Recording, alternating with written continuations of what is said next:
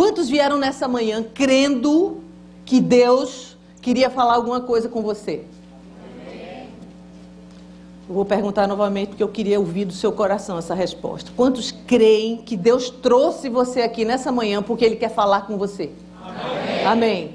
E eu me incluo nisso, queridos. Deus tem falado comigo essa semana inteira a respeito de um tema que tem sido tratado conosco desde o dia que nós nascemos de novo e compreendemos o que significa pecado. Eu quero que você leia comigo o título da mensagem de hoje. Vamos lá? Livres do poder do pecado. Novamente? Livres do poder do pecado. Parece uma utopia, não é? Acho que alguns pensaram assim, não, acho que isso nunca vai acontecer, porque eu sempre luto contra isso e termino pecando novamente. E Deus me mandou hoje de manhã dizer a você que hoje termina esse engano no seu coração. Deus nos deu poder para vivermos uma vida livres do poder do pecado. O amém já foi mais fraco, porque parece que é uma coisa meio irreal. Romanos capítulo 6, verso 7 diz assim: pois quem morre fica livre do poder do pecado. Vamos lá comigo? Pois quem morre fica livre do poder do pecado. Aí você vai dizer, pastora, também, cara morto, né? Vai fazer o quê? Não dá para mexer nem um dedinho, como é que vai pecar? Verdade? Vamos entender mais. O que desde o início desse ano nós temos tratado aqui? Qual é o centro, o tema desse ano que a igreja tem recebido? Refletindo sua glória.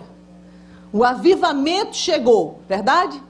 Tempo de avivamento, tempo de refletir a glória de Deus. Sabe, mas quando nós pensamos em avivamento, em geral, a gente tem uma ideia de avivamento como alguma coisa que acontece num período de tempo, depois para de acontecer, e depois nós vamos esperar um bom tempo para que aconteça novamente. Ou nós achamos que se nós formos para um acampamento muito cheio de unção e de glória, vai haver um avivamento ali. Depois que voltarmos para casa e a nossa vida começar a acontecer normalmente, o avivamento vai esfriando.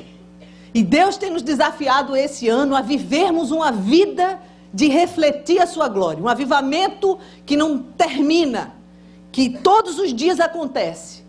Parece algo diferente do que temos ouvido, não? Durante os anos da nossa vida. Tem uma frase num quadrado aí que está com você, e eu quero que você leia comigo. Diz assim: não podemos ter uma vida avivada enquanto o poder do pecado estiver ativo em nós. Vamos ler de novo. Não podemos ter uma vida avivada enquanto o poder do pecado estiver ativo em nós. A Bíblia fala pelo menos de 3 tipos de morte. A morte física, a morte espiritual e a morte que traz vida abundante e eterna. Então, 3 mortes são citadas na Bíblia em vários textos.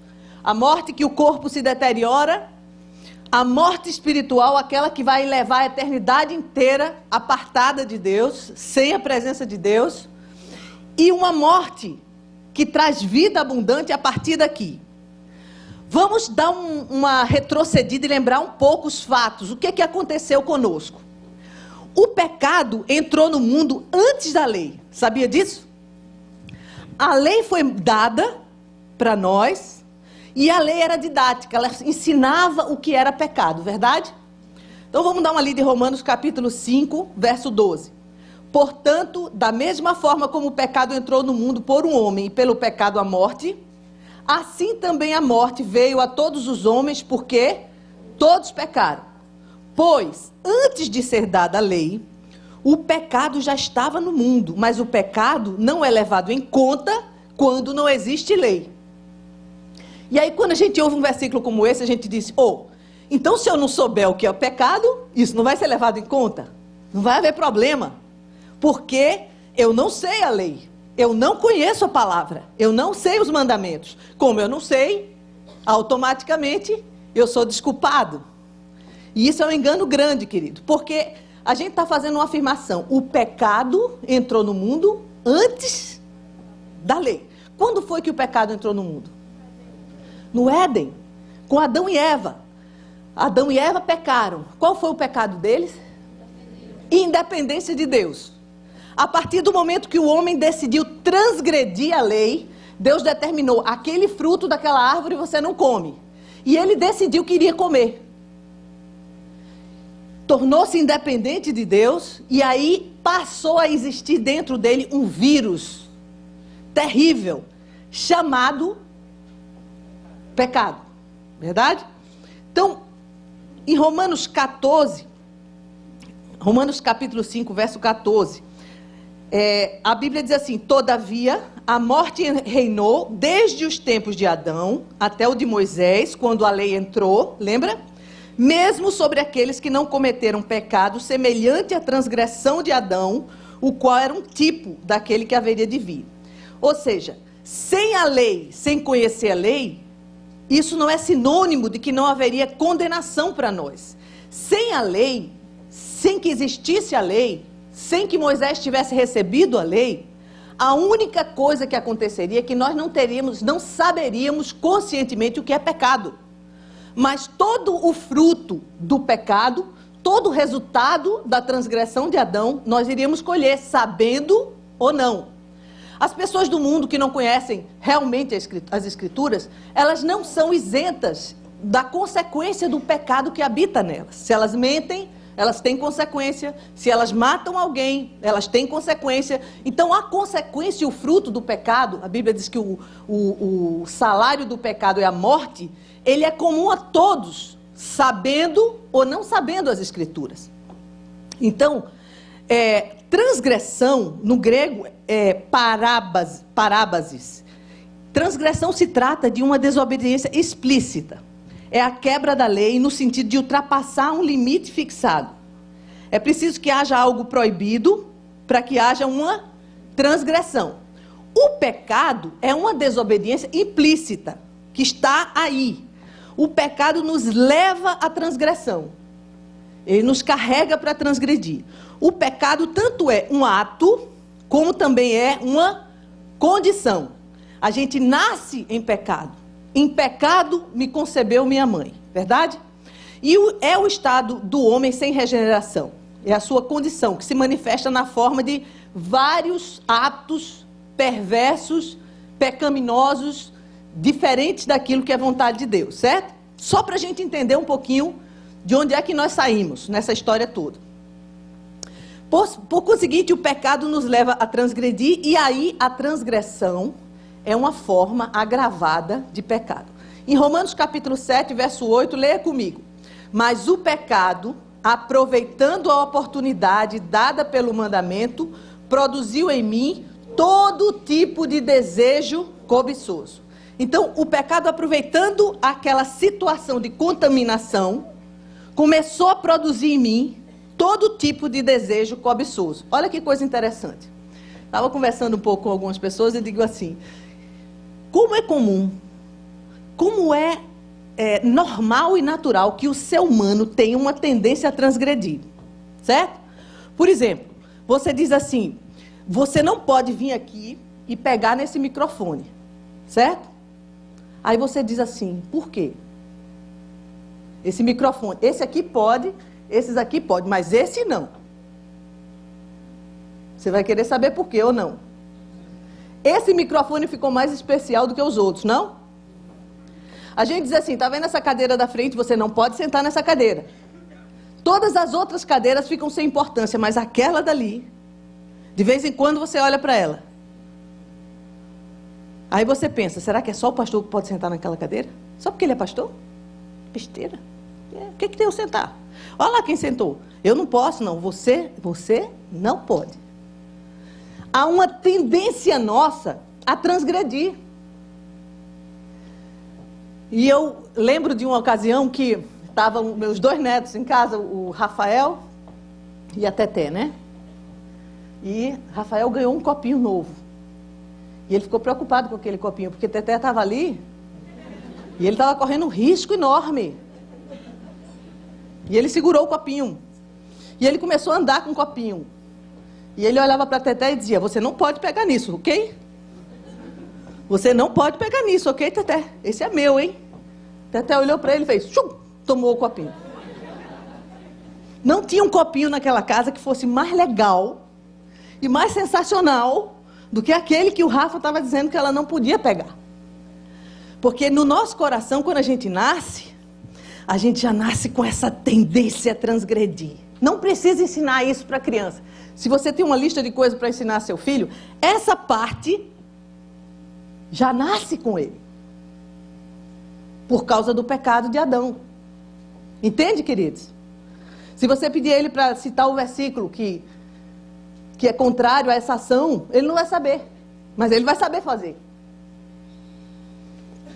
Então, queridos, quando a gente ouve sobre o pecado de Adão, nós acabamos de ler que o pecado de Adão é um pecado que foi cometido, capítulo 5 de Romanos 14, diz assim, mesmo sobre aqueles que não cometeram um pecado semelhante à transgressão de Adão. E aí a gente começa a classificar assim, existem pecadinhos e pecados e pecadões. Então qual foi o pecado de Adão? Dependência. Mas se alguém chegasse para você e dissesse, ó, pode comer de todos, tudo que tem na minha geladeira, você só não come daquela banana que está lá. E aí, nunca ninguém imaginou que não comer uma fruta, você imagina alguém chegando para você e dizendo assim, você não sabe o que aconteceu, o que foi? Jorginho comeu uma maçã. Como pecou. Horrível o pecado dele. Não é? Então a gente classifica pecado algumas coisas e outras não. Mas pode ser pecado para mim, um ato, e para minha irmã, não. Se, de repente, meu marido diz, hoje você não vai no shopping. Aí eu vou. O que aconteceu? Eu pequei. Eu tive uma ação de falta de submissão àquela determinação. Ok? Mas Lidiane foi. E Tarcísio disse a ela assim, ai meu amor, vai dar uma voltinha no shopping, compra alguma coisa para você. Aí ela vai no shopping. Ela pecou? Mas eu sim. Então nós temos que ter discernimento para saber que existem pecados e pecados e pecados. Agora, olha só o que aconteceu. A ação de Adão, de independência, ela contaminou a humanidade inteira, verdade? Existem pecados que aparentemente não são tão grandes e podem fazer um estrago que você não tem ideia. Por exemplo, varão, você foi livre do pecado da pornografia. Aí uma bela sentada um dia no computador, aquela imagem passa. Aí você dá mais uma olhadinha. Não, isso não vai fazer mal, que eu não vou mais pesquisar, foi só um pop-up aí. E aí você começa a ceder. E você acredita que isso não vai acontecer nada ao seu redor.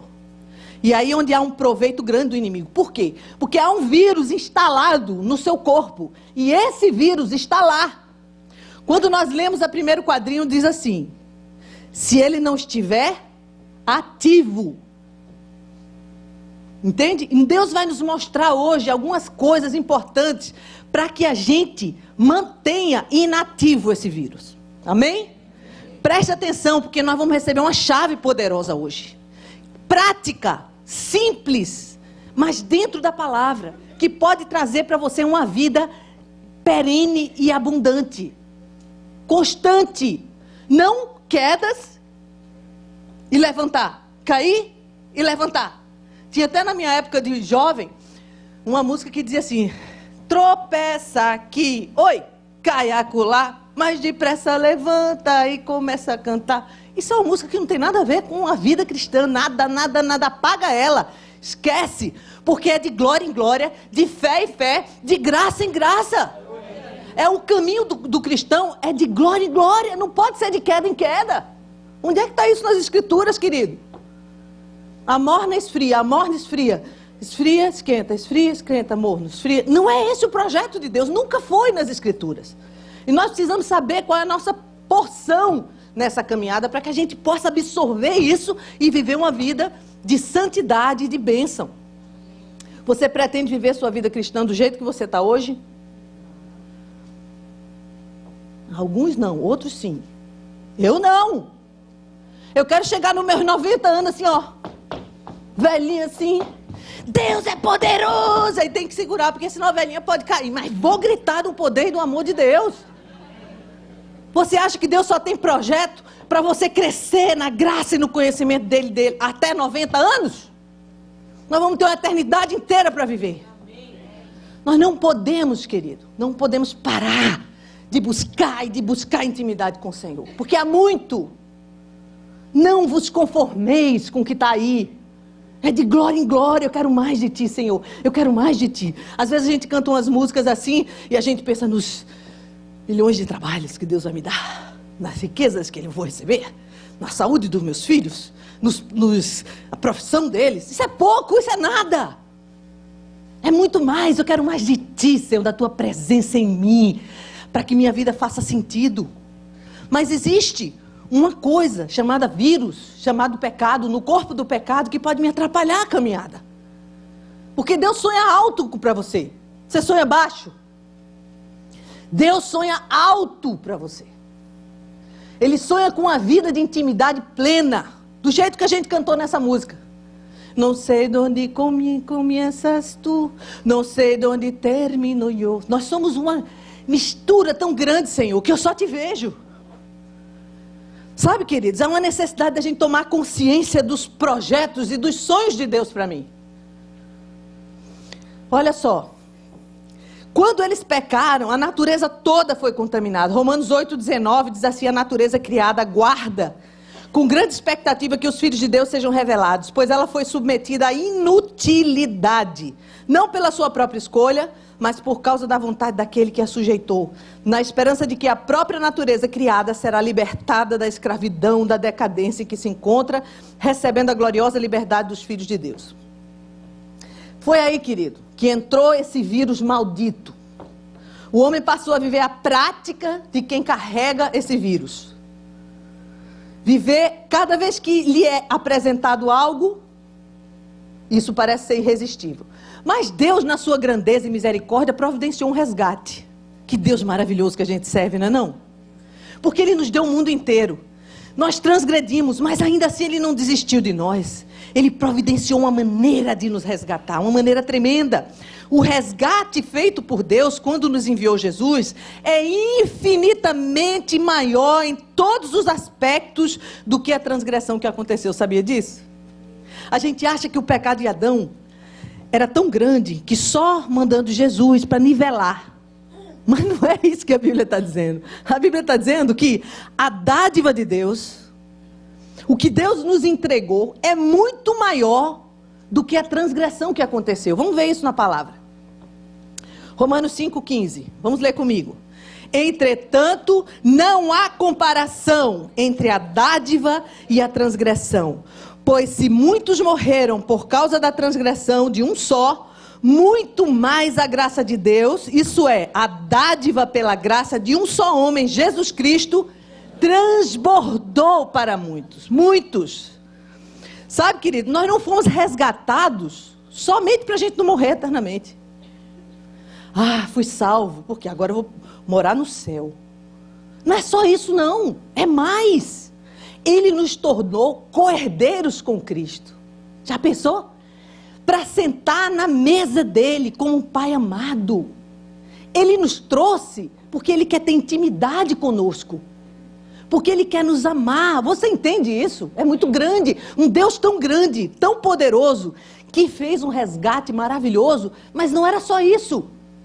Ele queria começar a viver comigo desde já.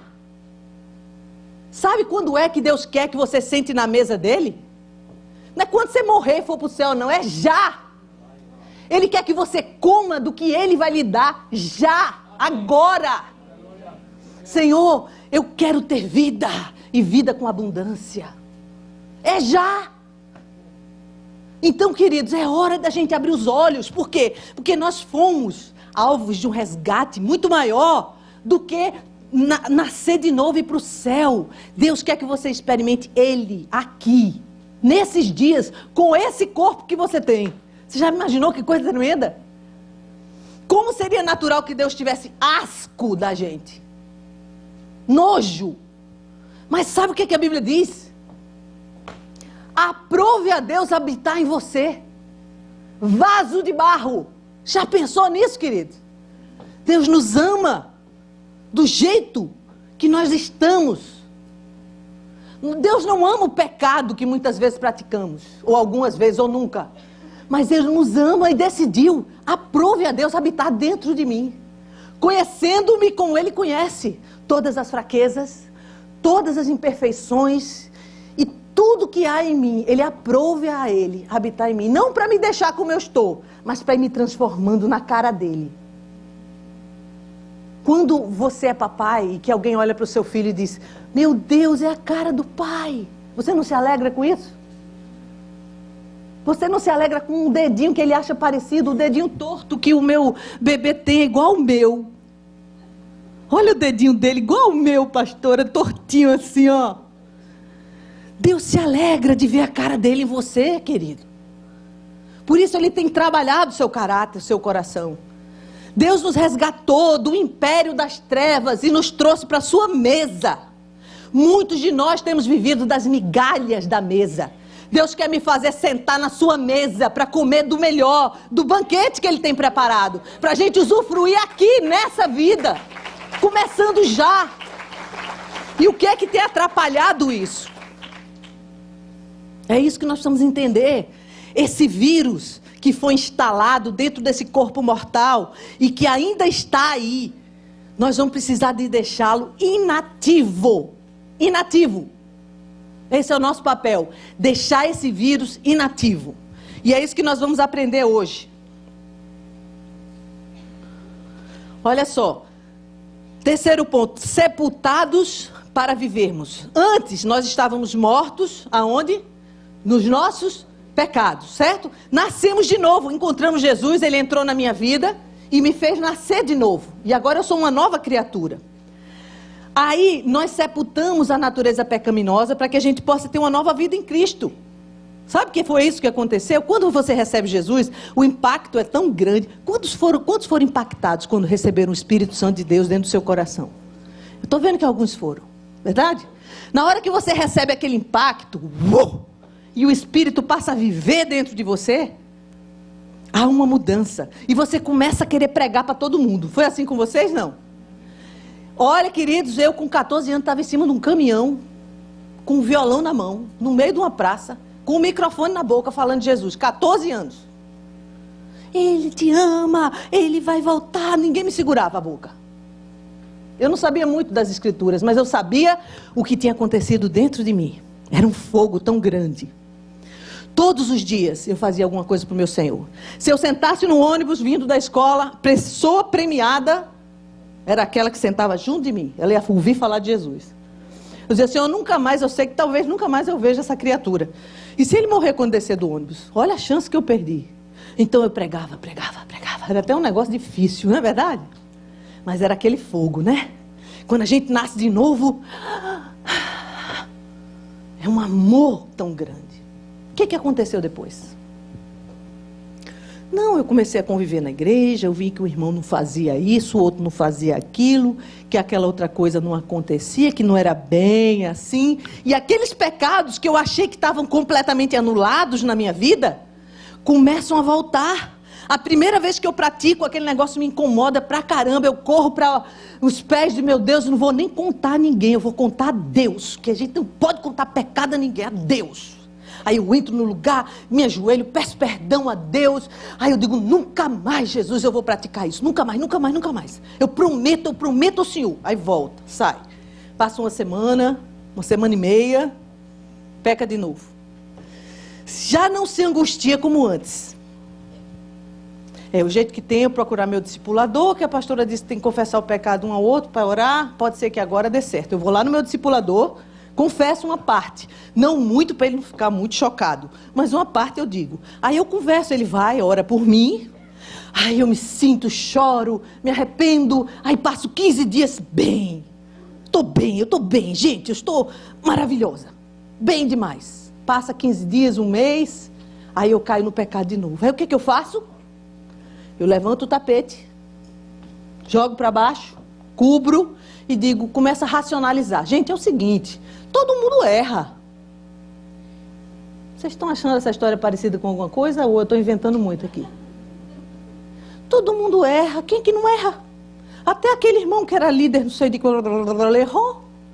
E aí o diabo começa a conversar com você e você dá ouvidos a ele. Vai levando assim mesmo. Você não está indo para o GE? Você não vai no culto do domingo?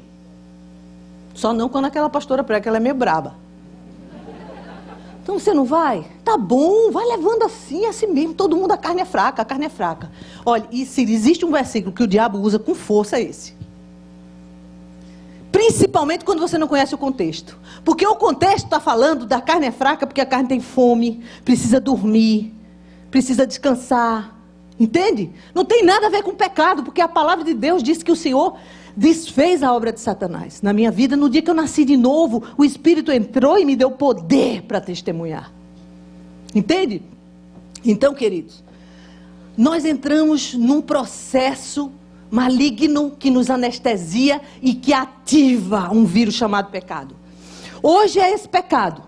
Amanhã, aquele ali eu guardo como pecado escondidinho de estimação. Amanhã aparece outra coisa. Eu pego outra coisinha, mas é uma coisa tão pequenininha, pastor, ó, nem significante. Entendeu? Aí eu vou acumulando, e meu coração vai infectando. E aquele vírus começa a entrar em atividade. Aí eu continuo vindo à igreja. Eu sei que alguns dizem assim, não sou hipócrita. Entendeu? Então não venho mais. Aí Satanás diz, beleza, deixa comigo que o resto eu cuido. Fica fora.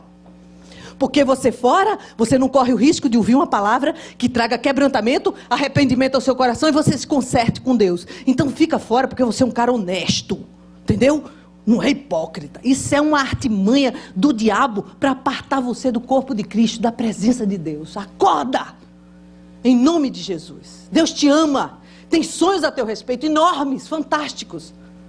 Mas você precisa estar ligado e vinculado ao corpo, para ser suprido e para suprir com os dons que o Senhor tem te dado. Então, queridos, sabe o que Deus tem nos chamado para uma nova vida? Totalmente nova.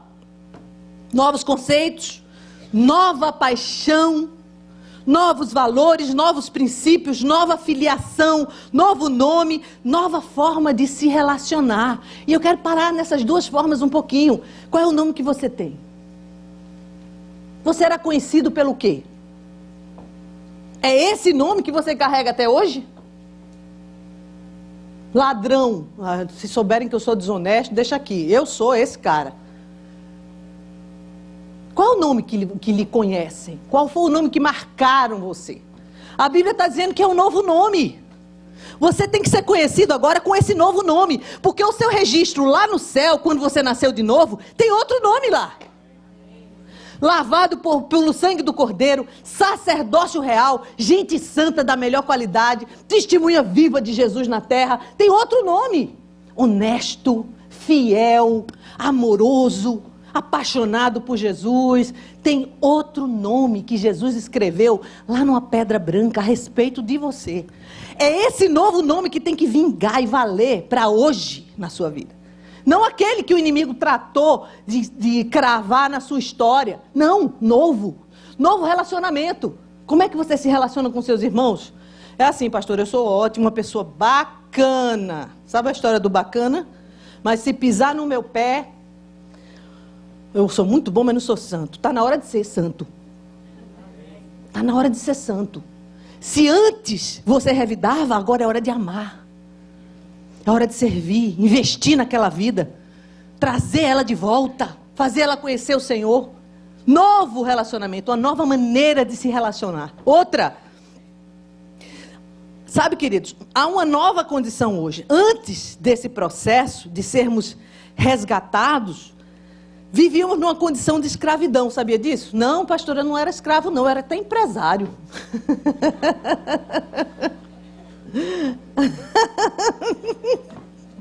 Não, a família boa, não era escravo não, eu era até uma pessoa bem de vida.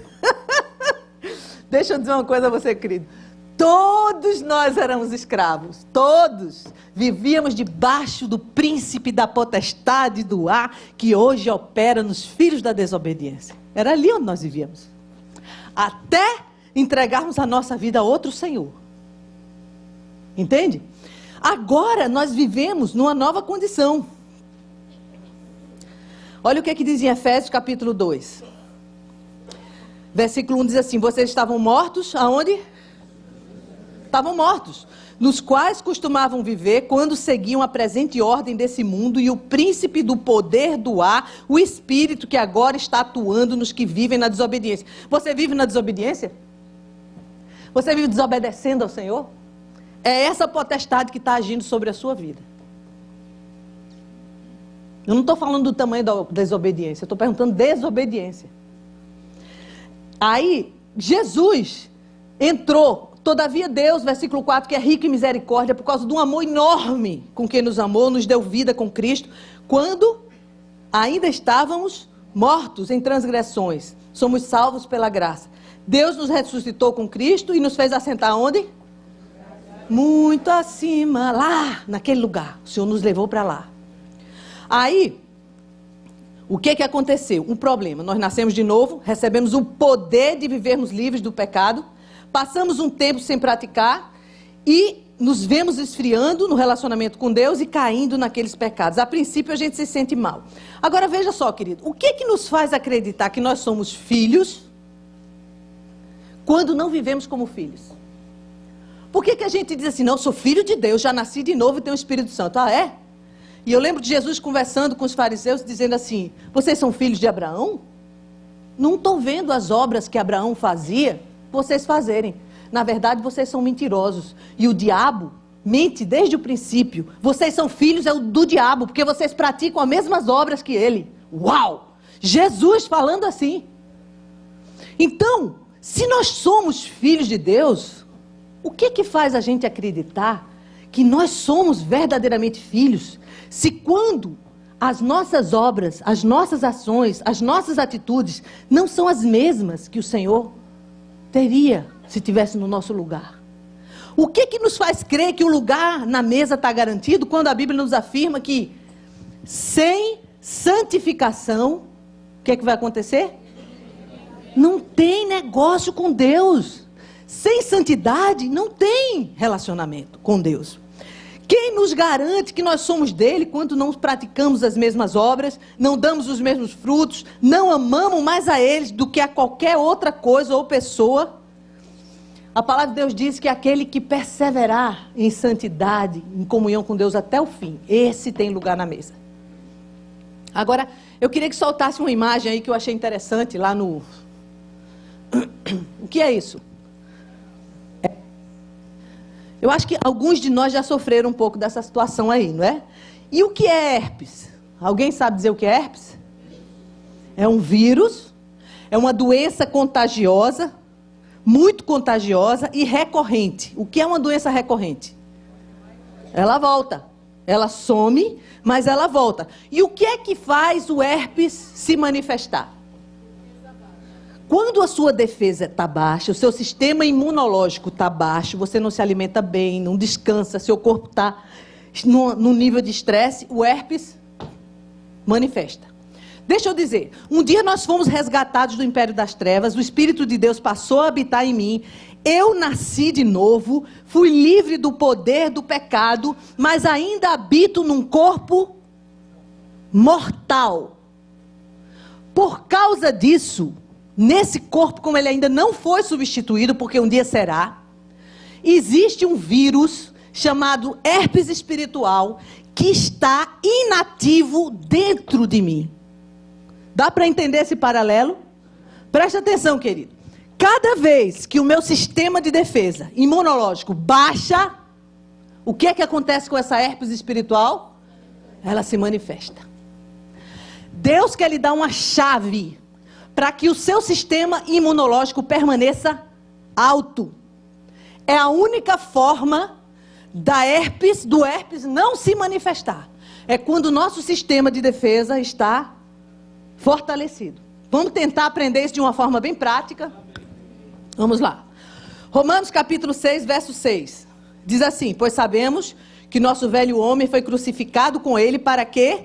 Para que o corpo, vamos ler comigo, do pecado seja destruído e não mais sejamos escravos do pecado. Romanos 6, 12 diz assim, portanto, Vamos lá. Não permitam que o pecado continue dominando seus corpos mortais, fazendo que vocês obedeçam aos seus desejos. Opa! Quer dizer que os meus desejos podem fazer com que o meu corpo mortal me leve a uma escravidão, verdade? Sim. Presta atenção nisso aí, querido. Muita gente anda em cima dos seus desejos. Pastor, eu tenho um desejo de me prostituir. E daí? Quem é que vai mandar? É o seu desejo que vai tornar você escravo? Ou é o princípio da palavra de Deus? O que eu sei que Deus quer que eu faça. Vamos entender o que é que Deus quer e como é que Deus quer que eu levante essa defesa. Todo mundo está aqui ligado? Amém. Nós vamos precisar sair com essa chave daqui para a gente usar de uma maneira prática. Prática. Veja só. 2 nãos. 2 nãos. Como é que eu faço para minha defesa se manter alta? Primeiro não, é assim. Não permitam. Quer dizer que tem uma coisa que eu posso permitir ou não.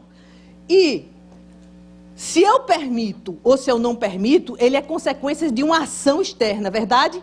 Alguém chega para mim e diz assim, como aqui esse bolo estragado? Aí eu digo não. Então eu não permiti, verdade? Foi uma ação externa que me atingiu.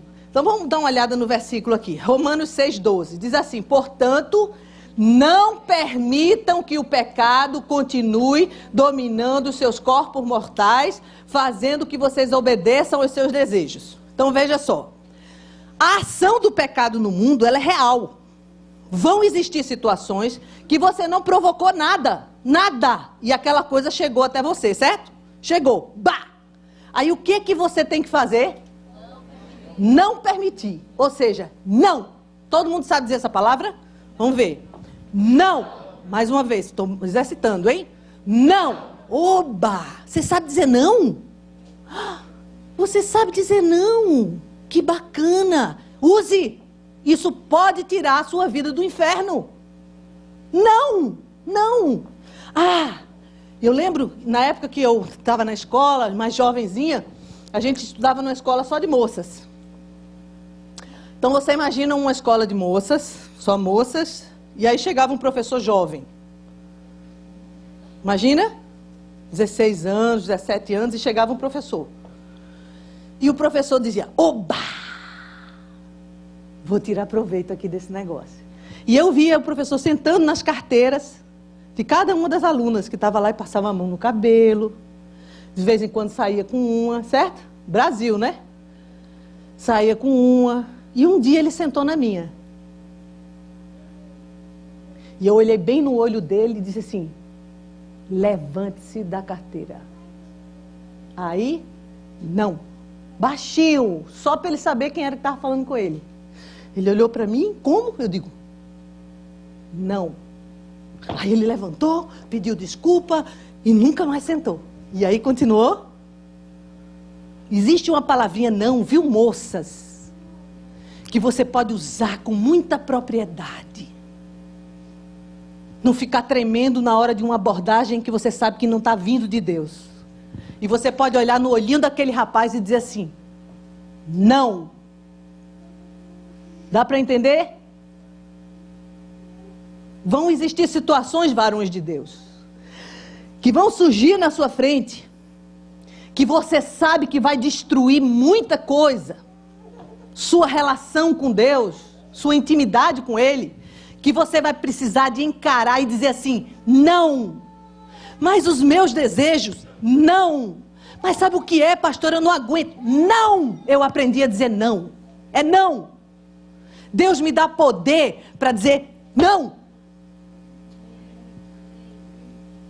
Ele me deu esse poder e deu a você também, meu querido. Segunda ação. Romanos 6,13. Vamos ler comigo.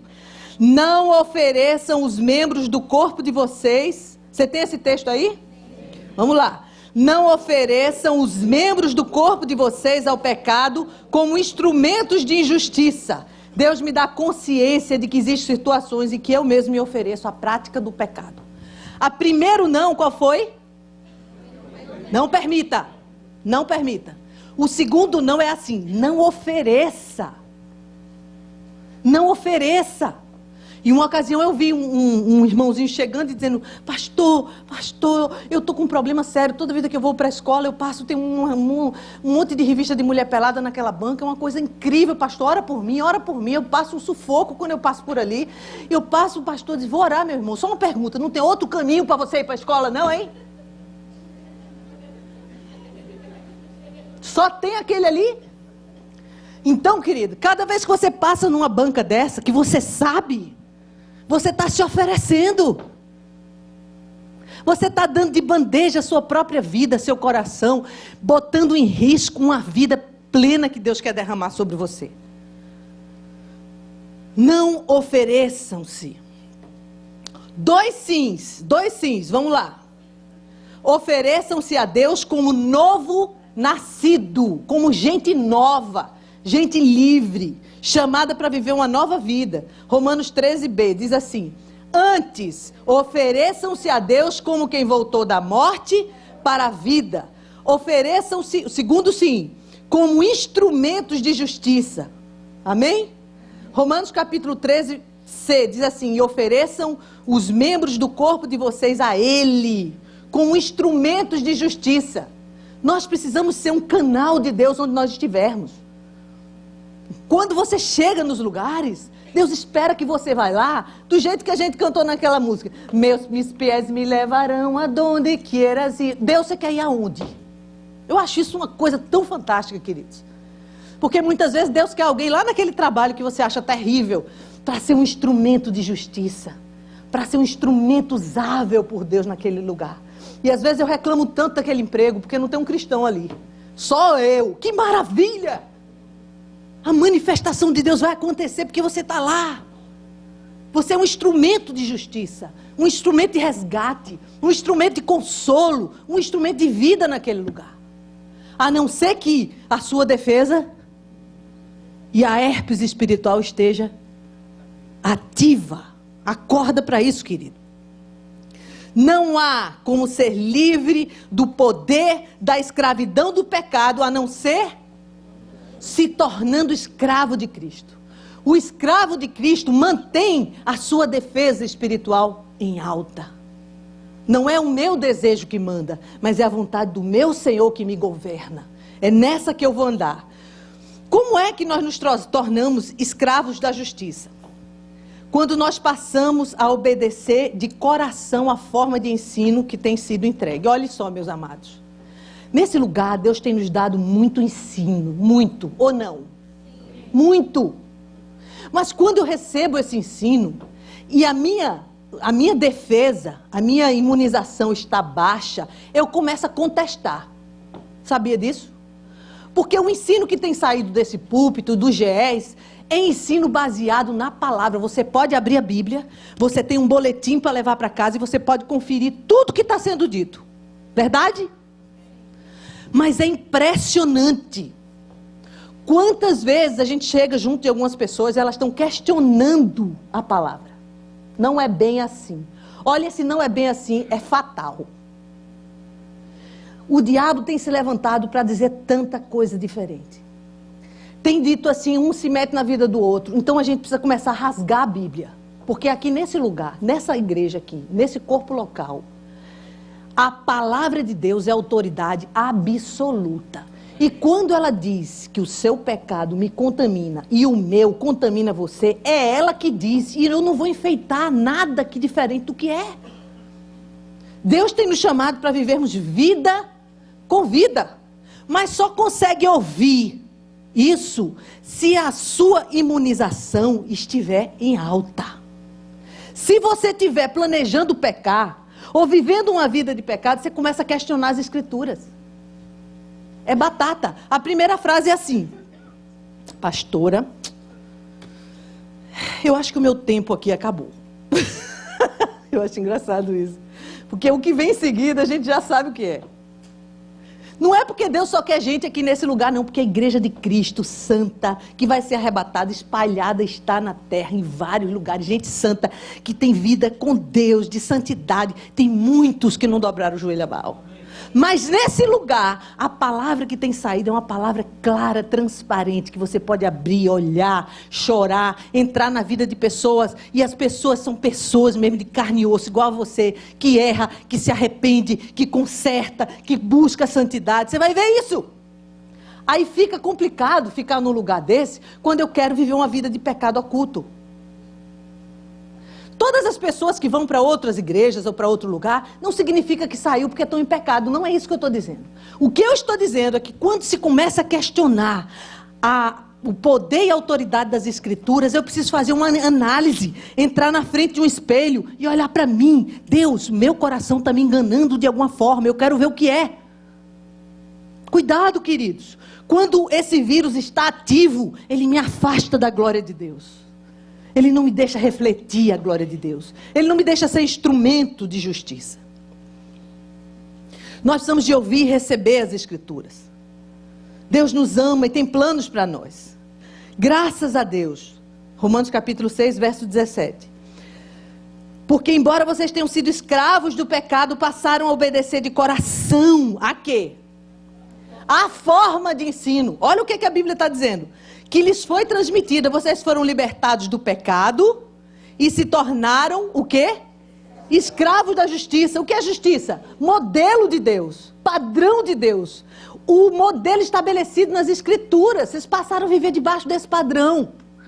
Falo isso em termos humanos, por causa das suas limitações humanas. Assim como vocês ofereceram os membros do seu corpo em escravidão à impureza e à maldade, que leva à maldade, ofereçam-nos agora em escravidão à justiça, que leva ao quê?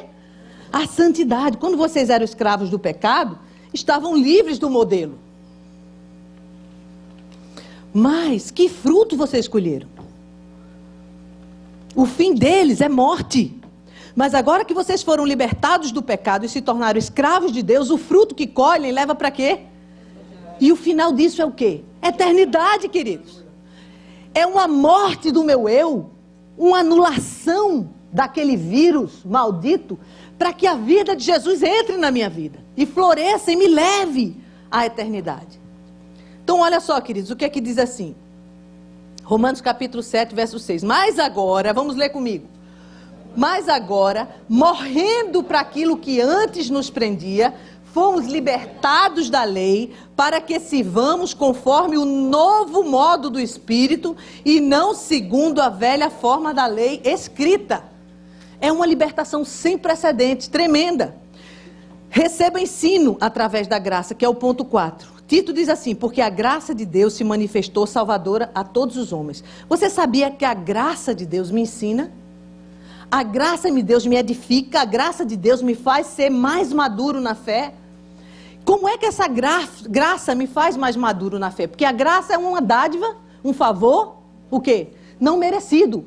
Ela me ensina quando eu percebo o que eu recebi, que foi graça de Deus, e começo a viver na vida do meu irmão, entregando essa mesma graça. Você não merece, mas eu dou, porque é graça, é favor que não é merecido. E essa graça vai me fortalecendo, vai aumentando a minha defesa, vai me fazendo mais firmado em Cristo. Então, olha só o que diz aqui na palavra. Porque a graça de Deus se manifestou salvadora a todos os homens. Ela nos ensina a renunciar ao quê? A impiedade e as paixões mundanas. E a viver de maneira sensata, justa e piedosa nessa era presente. Enquanto aguardamos a bendita esperança, a glória da manifestação do nosso Deus.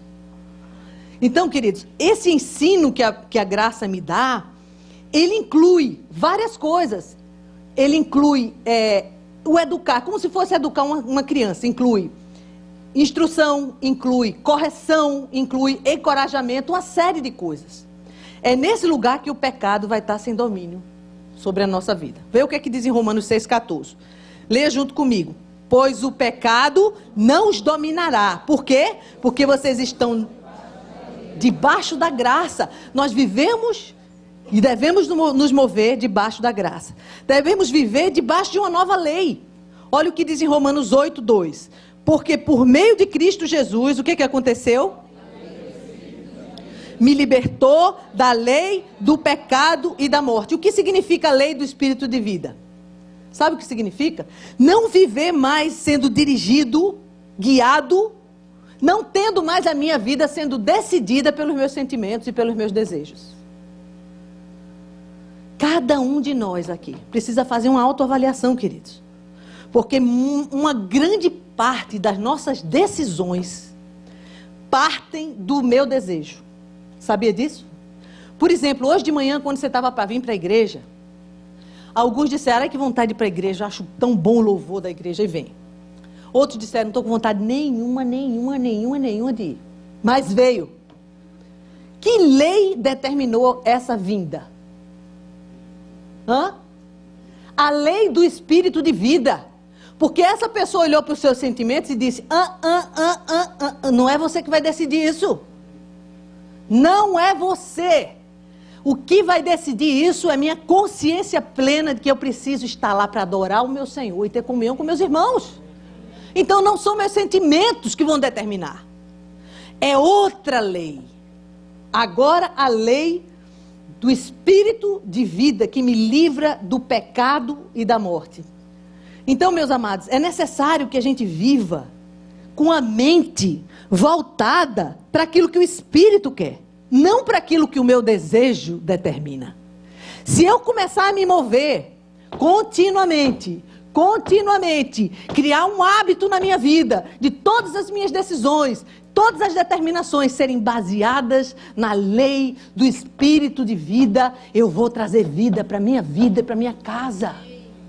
Mas se eu continuar me movendo, decidindo em cima dos meus sentimentos, eu trago morte, porque há outra lei, que é a lei desse corpo de morte que está decidindo os meus passos. Está claro que Deus está falando conosco aqui? Porque Deus quer falar muito comigo e com você mais ainda. Mas eu posso impedir, cada um de nós pode impedir de que essa palavra desça ao coração. Como é que eu faço isso? Quando eu decido. Sabe, queridos, chega de viver uma vida medíocre. Sabe o que é uma vida medíocre? É uma vida na média. Eu tenho cara de filho, jeito de filho, mas eu não sou filho verdadeiro. Por quê? Porque não são as mesmas obras que saem da minha alma. Porque quem comanda a minha vida é esse vírus que está em alta. E não o espírito de vida que me traz vida. É hora, hoje é dia de você desistir disso. A presença do Espírito, sabe o que é que acaba? Acaba e mata literalmente a ação desse vírus. É a presença do Espírito Santo de Deus dentro da minha vida. O Espírito Santo de Deus tem lugar na sua vida? Quanto tempo você gasta conversando com Ele? Você escuta o que Ele diz? Quando Ele diz não minta, você mente? Você leva a sério o que Deus tem falado com você? Você prioriza aquilo que está no coração e que vai agradar ao Senhor? Ou você prioriza qualquer outra coisa e menos isso? Que lugar Deus tem ocupado no seu coração e na sua casa? Romanos 8,13 diz assim, pois se vocês viverem de acordo com a carne, morrerão. Aí o B diz assim, mas se pelo Espírito... Só tem uma forma de matar esses atos do corpo.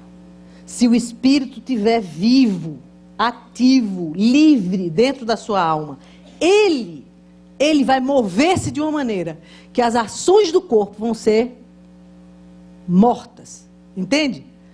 Então, queridos, eu queria que o Espírito de Deus viesse sobre você agora. E eu queria que você abaixasse sua cabeça.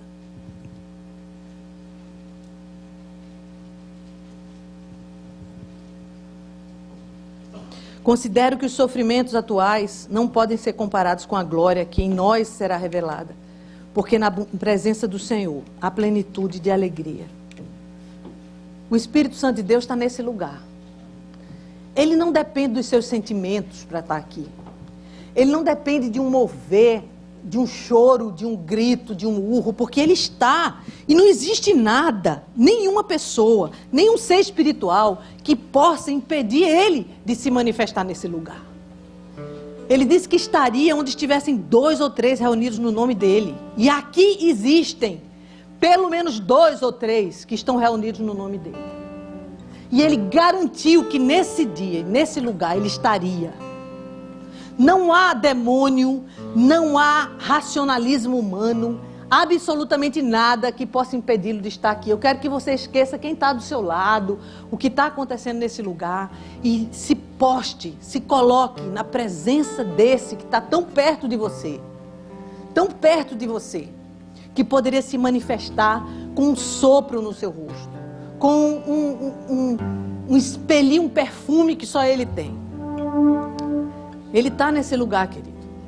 Ele conhece as suas fraquezas, Ele sabe do seu desejo sincero de viver uma vida reta, uma vida santa. Ele sabe o quanto o inimigo tem trabalhado para dizer a você que você não vai conseguir, que o vírus do pecado vai estar ativo em você.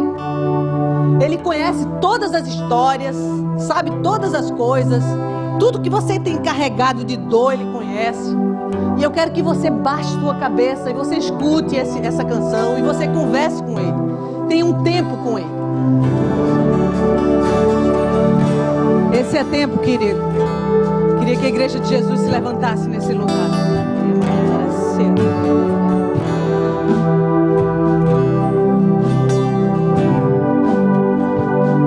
Há uma entrega a ser feita. Deus tem falado comigo que muitos corações nesse lugar têm arrastado uma luta pessoal grande, algo que você não consegue se desfazer sozinho.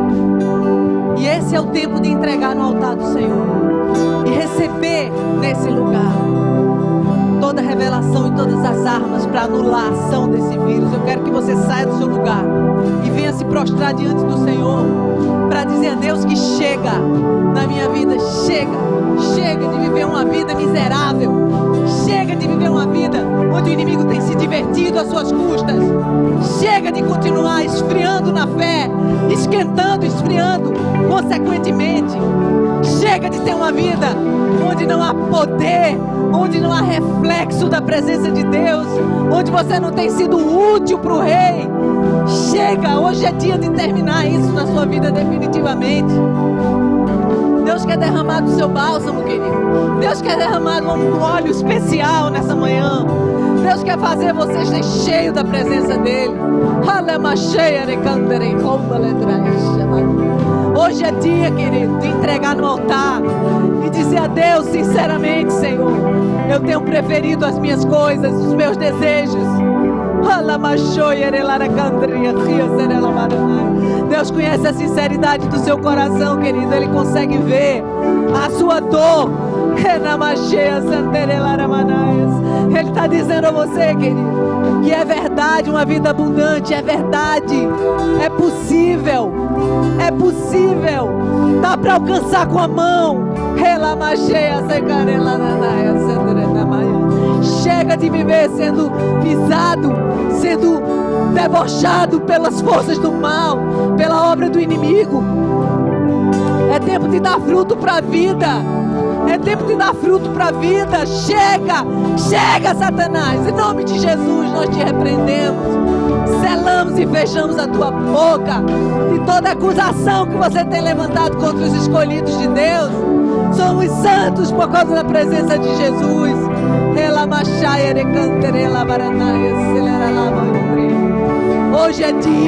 Hoje é dia de pacto, de aliança. Hoje é dia de soltar as correntes. Hoje é dia de ter uma vida plena. Chega de mentira.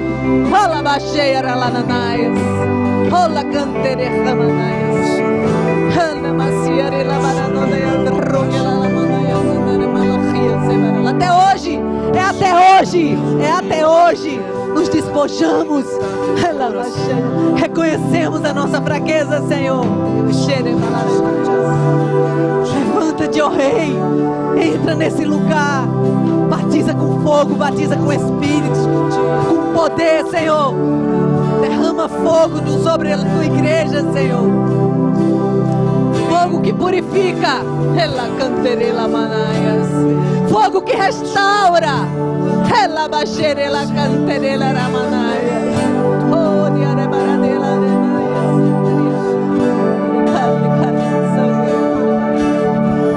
É até hoje. Jogamos fora, Senhor. Jogamos fora, Senhor. Queima, Senhor. Queima, Senhor. Queremos fazer sentido a nossa vida para ti, Senhor.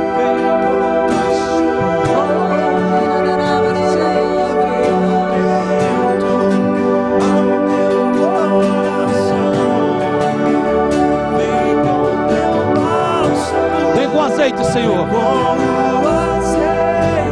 Sara as feridas, ó Pai. Ó Deus.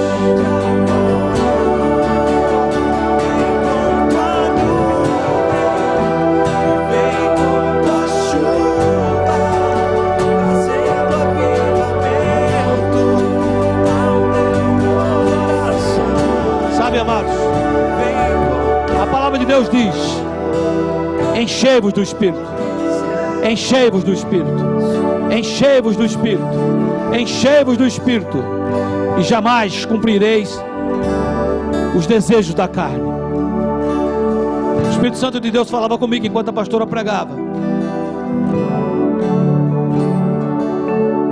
Há pessoas em nosso meio que sabem que estão esfriando, sabem que não estão avivados, já não recebem tanto numa palavra, já não se quebrantam tanto e nem tremem da palavra. E o Senhor hoje manda que eu fale contigo, em nome de Jesus: enchei-vos do Espírito, enchei-vos do Espírito. Essa é uma ação que o Senhor ordena que você faça, que você faça, que você faça. Deus quer hoje te encher do Espírito, Deus quer hoje te encher do Espírito. Você que está aqui na frente, o Senhor vai começar a te encher do Espírito agora. Começa a se encher do Espírito, comece a abrir o coração agora. Mas o Senhor está me dizendo que há mais.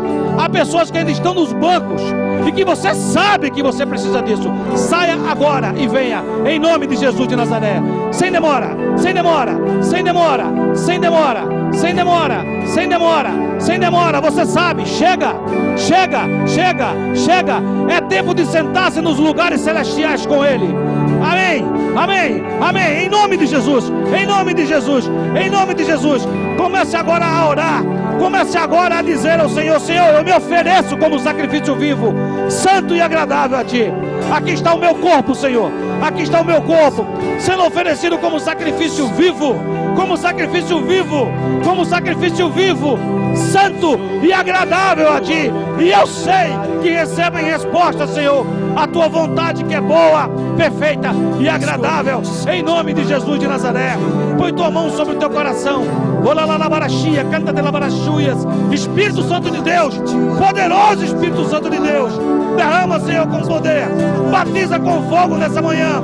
Batiza, Senhor. Renova, Senhor, batismos esquecidos. Renova, Senhor, antigas unções. Dá agora, Senhor, do teu azeite. Dá do teu azeite. Dá do teu azeite. Dá do teu azeite. Leva, Senhor, teus filhinhos a esses lugares celestiais. A esses lugares celestiais. A esses lugares celestiais, onde Cristo está sentado. Leva-nos, Senhor, para estar juntamente com Ele, em vitória, em vitória, em vitória, em vitória. Hoje aqui, Senhor, correntes estão sendo despedaçadas, correntes estão sendo destruídas. Passa teu fogo santo, passa teu fogo santo.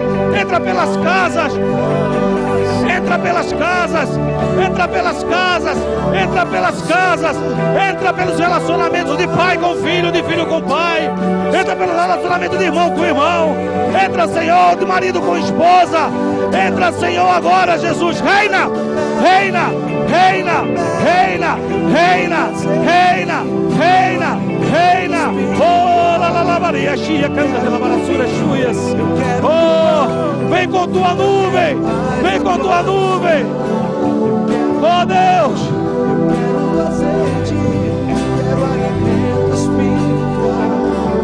Aleluia.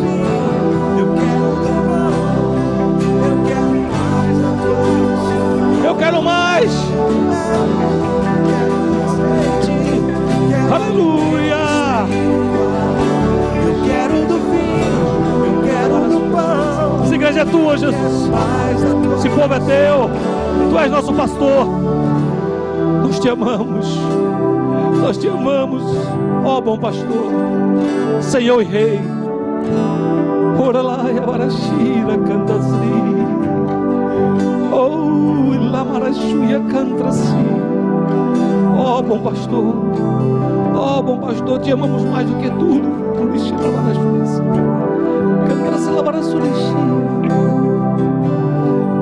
Quebramos as fortalezas no teu nome, porque a tua palavra diz, Senhor, e nós cremos que essas armas não são carnais,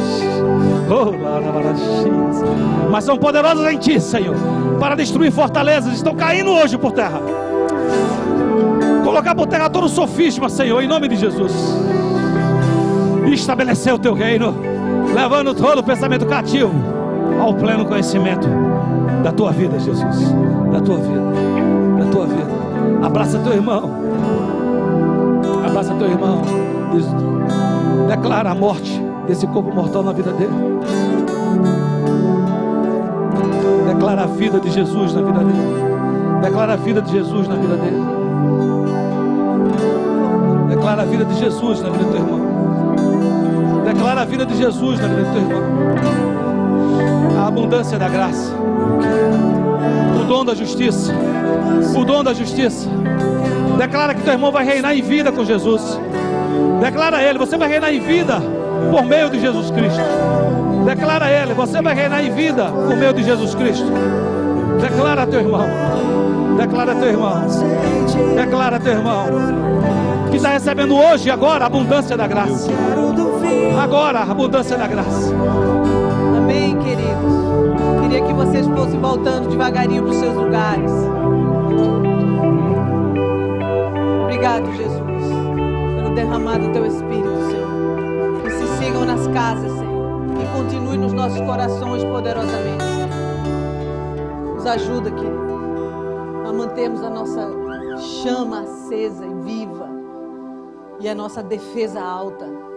Clamamos, Senhor, que a tua palavra não seja esquecida. Não deixa que o corvo venha roubar aquilo que foi entregue à tua igreja, mas que o nosso coração possa estar impregnado, Senhor, da tua presença, Senhor, anulando, deixando inativo esse vírus maldito que um dia entrou, mas que foi derrotado na cruz do Calvário pelo nosso amado Jesus.